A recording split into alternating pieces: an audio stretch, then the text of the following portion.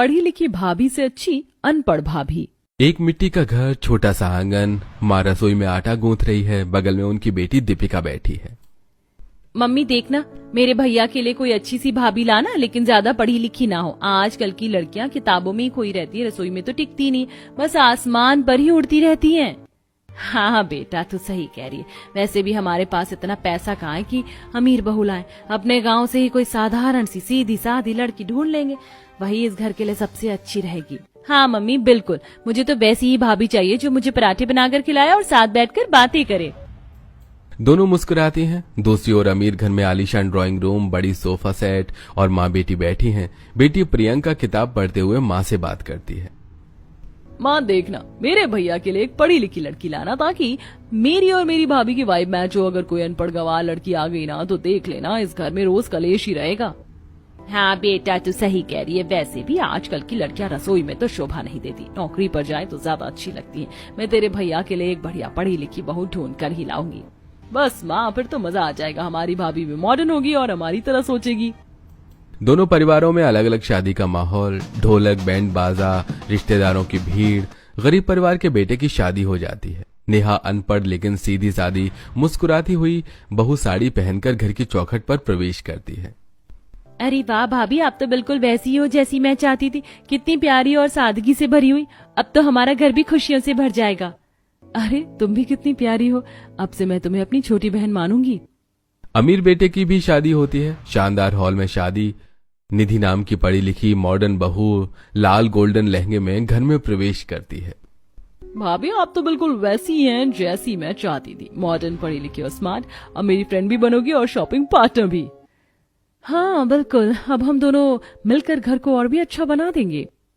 अगले दिन दोनों बहुओं की पहली रसोई होती है। गरीब घर में मिट्टी का चूल्हा जल रहा है। नेहा के हाथों में आटा और मसाले, पूरे घर में लाजवाब खुशबू फैल रही है। आज पहली रसोई है, सबको मजा आ जाना चाहिए। वो बनाती है गर्मा गर्म आलू के पराठे, शाही पनीर, चना मसाला, मटर पुलाव, कढ़ी पकौड़ी, गुलाब जामुन और साथ में पापड़ चटनी। सारा घर खुशबू से महक उठता है। अरे वाह भाभी, आप तो बिल्कुल वैसी ही निकली जैसी मैंने सोचा था। अब मजा आएगा। इस बराबर वाली प्रियंका को अपनी औकात पता चलेगी। उसे पता चलेगा कि मेरी भाभी कितना बढ़िया खाना बनाती है। बढ़िया करती थी कि पढ़ी लिखी भाभी लाऊंगी। बेटा, ऐसे किसी से बहस नहीं करनी चाहिए। सबका अपना अपना घर है, हमें बस अपने घर को संभालना है।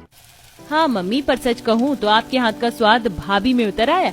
अब तो पूरी गली खुशबू से भर गई है। अमीर घर में मॉडर्न किचन, चमकदार स्लैब। निधि जल्दी जल्दी इंस्टेंट चीजें बनाती है। ओह, पहली रसोई में कुछ आसान बनाना चाहिए। वो बनाती है ब्रेड सैंडविच, इंस्टेंट नूडल्स और साथ में मैंगो शेक व फ्रूट जूस। सारा किचन साइलेंट, कोई खास खुशबू नहीं। सब लोग टेबल पर बैठते हैं, थालियों में खाना परोसा जाता है, सबका मुंह बन जाता है। अरे भाभी, आपने क्या बना दिया? सैंडविच और नूडल्स? उधर बराबर वाले घर से इतनी लाजवाब खुशबू आ रही है कि लगता है सबका मन वहीं चला जाएगा और आपके इस ब्रेड की खुशबू वहां तक जाएगी भी नहीं। गुस्से से प्लेट धकेल देती है। अब मैं दीपिका की बच्ची को कैसे मुंह दिखाऊंगी? वो तो ताना मारेगी कि तुम्हारी पढ़ी लिखी भाभी को कुछ नहीं आता। दीदी, इसमें बुरा मानने वाली क्या बात है? हर किसी की अपनी ताकत होती है। मैं पढ़ाई में अच्छी हूँ, कामकाज थोड़ा कम समझती हूँ, धीरे धीरे खाना बनाना भी सीख जाऊंगी। हाँ, आपको किसी को नीचा दिखाने की जरूरत नहीं है।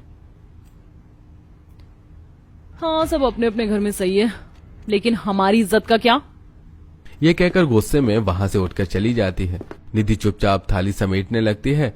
अमीर नंद प्रियंका अपने कमरे में गुस्से में बैठी होती है। उफ, ये क्या हाल बना दिया मेरी भाभी ने सैंडविच और नूडल्स का। वो भी जब बगल वाली निशा की भाभी के घर से इतनी लजीज खुशबू आ रही है। अब मोहल्ले वाले ताने देंगे, पढ़ी लिखी भाभी लेकर आई और उनको बेसिक खाना बनाना भी नहीं आता। तभी उसकी भाभी निधि दरवाजा खटखटाकर अंदर आती है और मुस्कुराते हुए, दीदी गुस्सा मत होइए, हर किसी की आदत अलग होती है। आपको मेरे हाथ का खाना पसंद नहीं आया तो कोई बात नहीं, क्यों ना आज शाम को हम दोनों शॉपिंग पर चलते, आपके लिए ड्रेस और गहने ले लेते। सच भाभी, आप मुझे शॉपिंग ले चलोगी? हाँ दीदी, वादा, आपको जो पसंद होगा वही लेंगे। प्रियंका का चेहरा खिल उठता है। अमीर भाभी और नंद बड़ी बड़ी गाड़ी से शॉपिंग पर जा रही हैं। दोनों हंसते बोलते हुए कार में बैठी हैं। वाह भाभी, आप तो कमाल हैं।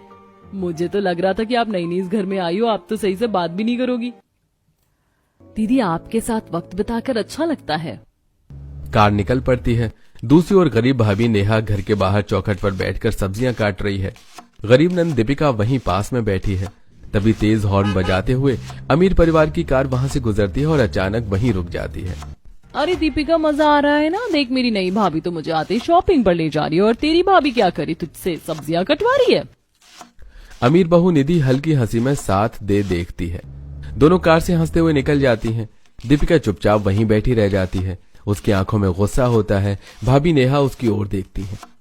ये प्रिया पागल कोई मौका नहीं छोड़ती मुझे नीचा दिखाने का। अगर इसकी भाभी अच्छी तो मेरी भाभी भी बहुत अच्छी है। आज नहीं तो कल सबको दिखा दूंगी कि राधा भाभी किसी से कम नहीं है। अगले दिन दोनों बहू का मुंह दिखाई का प्रोग्राम होता है। सुबह से ही गरीब बहू रसोई में लगी हुई है। वो पूरी, कचौड़ी, आलू की सब्जी, पनीर बटर मसाला, वेज बिरयानी, दही भल्ले, गुलाब जामुन और रसगुल्ले बनाकर थाली में सजाती है। घर में चारों तरफ पकवानों की खुशबू फैल जाती है। वाह बहू, तुमने तो पूरा दावत का इंतजाम कर दिया। ऐसा लगता है हाथों में जादू है। तभी आस पड़ोस की औरतें आती हैं। बहू को सज धज कर बैठा देखती हैं और उसके हाथ का खाना चखती हैं। अरे वाह, तेरी बहू तो भले ही गरीब घर से आई है, पर इसके हाथ का स्वाद तो लाजवाब है। बिल्कुल उंगलियां चाटते रह गए हैं। इसके हाथ में तो सचमुच जादू है। जादू, तेरे घर की तो किस्मत बदल जाएगी बहन। सभी उसकी तारीफ करते करते सास से विदा लेने लगती हैं। चलो बहन, अब हम पड़ोस में भी चलते हैं। वहाँ भी तो नई बहू की मुंह दिखाई है। हाँ आंटी जी, वहाँ जरूर बताइएगा कि मेरी भाभी के हाथ का स्वाद कैसा है। अब वही औरतें अमीर घर पहुंचती हैं। अमीर बहू सोफे पर सजी धजी बैठी है। टेबल पर उसने sandwich, patties, pasta, instant noodles और मैंगो शेक सजा कर रखे हैं। औरतें खाना चखना शुरू करती हैं। ये कैसा खाना है बहन? ये तो अंग्रेजों का खाना है। हाँ, बराबर वाले घर की बहू ने तो इतना बढ़िया खाना बनाया था कि हम सब उंगलियां चाटते रह गए। उसके हाथ का स्वाद सच में जादुई है। ये सुनकर अमीर नंद का चेहरा उतर जाता है। तो आंटी जी, आप वहीं चली जाइए। हमारे घर क्यों आई हैं? हम पढ़ी लिखी बहू लाए, कोई रसोई सजाने की शो पीस नहीं। सारी औरतें एक दूसरे को देखकर मुंह बना लेती हैं और वहां से उठ जाती हैं। अमीर नंद गुस्से से एक कमरे में जाकर बड़बड़ाने लगती है। हाय राम, पढ़ी लिखी भाभी भी तो ले आए, लेकिन इन्हें तो रसोई में कुछ आता ही नहीं है। हर वक्त बस उबला हुआ और ब्रेड पास्ता ही खिलाती रहती है। उधर दीपिका मजे से ताना मार रही होगी। सारा कॉलेज कैंपस गार्डन में बच्चे बैठे हैं। इधर अमीर नंद अपने फ्रेंड्स ग्रुप के साथ खड़ी है, हाथ में स्टाइलिश लंच बॉक्स लिए हुए। देखो दोस्तों, मेरी भाभी कितनी मॉडर्न है, बहुत पढ़ी लिखी है और सबसे बड़ी बात हेल्थ कॉन्शियस है। वो हमें हमेशा न्यूट्रिशियस खाना देती हैं। आज भी देखो कितना क्लासिक लंच पैक किया मेरे लिए। तभी गरीब नंद नेहा वहां पर आ जाती है और उसके दोस्तों के सामने कहती है, दोस्तों तुम्हें पता है आज इसकी भाभी ने इसे लंच में क्या दिया है? सूखा ब्रेड, वो भी जैम लगाकर। अरे वाह, लंच में सिर्फ ब्रेड जैम? ये तो नर्सरी क्लास के बच्चों को देते हैं यार। तेरी भाभी कितनी भी अमीर और पढ़ी लिखी हो, पर भाई कुकिंग स्किल्स तो जीरो है। लंच में सूखी ब्रेड कौन देता है? गरीब नंद हाथ में अपना स्टील का टिफिन बॉक्स लेकर खड़ी हंसती है और मुस्कुराते हुए बीच में बोलती है, और दोस्तों पता है आज मेरी भाभी ने मुझे क्या दिया लंच में? पालक पनीर की सब्जी और गर्मा गर्म पनीर के पराठे। गरीब नंद टिफिन खोलती है, भाप उठती है और खुशबू चारों तरफ फैल जाती है। दोस्त तुरंत खींचे चले आते हैं। ओए होए, ये तो गजब खुशबू है, जरा हमें भी टेस्ट कराओ ना। दोस्त एक एक करके पराठे और सब्जी खाते हैं। सबके चेहरे पर खुशी आ जाती है। वाह क्या स्वाद है, सच में तुम्हारी भाभी के हाथों में तो जादू है। भाई आगे से रोज तेरी भाभी से लंच बनवा कर लाना, हम सब तेरे साथ खाएंगे। सारे दोस्त गरीब नंद के आसपास बैठकर उसका टिफिन खाने लगते हैं। अमीर नंद थोड़ी दूर खड़ी होकर गुस्से में बड़बड़ा रही होती है। भगवान, पता नहीं मेरी पढ़ी लिखी भाभी किस काम की है। हर जगह मुझे नीचा दिखा देती है। मेरे सारे दोस्त भी है अब गरीबों वाली के लंच के पीछे चले गए। इधर गरीब नंद दोस्तों को पराठे सर्व करती हुई हंसते हुए कहती है, हाँ हाँ बिल्कुल, रोज मेरी भाभी से बनवा कर लाऊंगी, तुम सब मेरे साथ मिलकर खाना। गरीब बहू आटे की लोई बेल रही होती है, बगल में सब्जी चढ़ी होती है और तवे पर रोटियां सिक रही होती हैं। पसीना उसके माथे से टपक रहा होता है। वो धीरे धीरे अपने मन की बात सोचती है। ये पड़ोस वाली अमीर बहू कितनी सही है, पढ़ी लिखी है, जॉब करती है, जब मन हुआ खाना बना लेती है, नहीं तो बाहर से ऑर्डर कर लेती है। और मैं दिन रात बस रसोई में ही पिसती रहती हूँ। अगर मैं अभी पढ़ी लिखी होती तो आज जॉब करती, अपने सपनों को पूरा करती, लेकिन किस्मत ही खराब है। अनपढ़ बहू हूँ ना बोलना आता है सही से, ना ही अपना हक जताना, बस खामोश रहना पड़ता है। गरीब बहू चुपचाप रोटियां सेकती रहती है। उसकी आंखें हल्की सी नम हो जाती हैं। दूसरी ओर दरवाजा खुलता है। अमीर बहू ऑफिस से लौटकर अंदर आती है, बैग रखती है और पानी पीती है। तभी सास और नंद किचन में खड़ी खड़ी आवाज लगाती हैं। बेटा जरा खाना बना दे, सब भूख से परेशान बैठे हैं। जी मम्मी जी मैं बना दूंगी, बस अभी अभी ऑफिस से आई हूँ, 10 मिनट बैठकर थोड़ी सांस ले लूं, फिर किचन में आ जाती हूँ। देखा, बराबर वालों की बहू तो पूरे दिन रसोई में खड़ी रहती है, और इसे देख लो, हमने एक टाइम का खाना कह दिया तो कहने लगी कि थक गई हूँ, ऑफिस से आई हूँ। इसके बहाने कभी खत्म नहीं होते। हाँ मम्मी बिल्कुल सही बोल रही हो, कोई बहू ऐसे भी घर चलाती है, आराम चाहिए तो फिर शादी क्यों की। अमीर बहू चिढ़ जाती है लेकिन आवाज धीमी रखती है। मम्मी जी मैंने आपको मना तो नहीं किया खाना बनाने से, मैं बस इतना कह रही हूँ कि जरा 10 मिनट का टाइम दे दीजिए, थोड़ा थक गई हूँ, आराम करते ही ठीक से खाना बना दूंगी। लेकिन सास और नंद दोनों मुंह बनाते हुए वहां से चली जाती है। अमीर बहू वहीं खड़ी रह जाती है, मनी मन सोचती है, पढ़ाई लिखाई और जॉब का क्या फायदा अगर घर वाले हमारी मेहनत और थकान को समझ ही ना पाए। एक बड़ी सी कपड़ों और किराने की दुकान। अमीर नंद और गरीब नंद इत्तेफाक से एक ही जगह खड़ी हो जाती हैं। दोनों के हाथों में लिस्ट होती है। अरे वाह, देखो तो अमीर लोगों की शान और शौकत, लेकिन भाभी के हाथ का खाना तो बिल्कुल फीका होता है। मेरी भाभी तो पूरे मोहल्ले की तारीफ पाती है अपने खाने से। ओहो, ये मत भूलो कि मेरी भाभी पढ़ी लिखी है और स्मार्ट है। खाना बनाना ही सब कुछ नहीं होता जिंदगी में, और भी हुनर चाहिए। हुनर? जब घर का ही खाना अच्छा ना बने तो बाकी हुनर किस काम का। मेरी भाभी का बनाया पराठा खाकर तो लोग उंगलियां चाटते हैं, और मेरी भाभी का पास्ता खाकर लोग कहते हैं वाओ, इंग्लिश स्टाइल। दोनों आपस में तेज तेज बहस करने लगती हैं। दुकान वाले और कुछ लोग खड़े होकर तमाशा देखने लगते हैं। तभी अमीर भाभी और गरीब भाभी बाजार में आ जाती हैं और अपनी नंदों को लड़ते हुए देखती हैं। बस करो तुम दोनों, क्यों हर वक्त हमें एक दूसरे से भिड़ाती रहती हो। आप सही कहती हैं, ये रोज रोज की खींचातान ठीक नहीं है। दोनों भाभियां थोड़ी दूर जाकर आपस में धीरे धीरे बात करती हैं।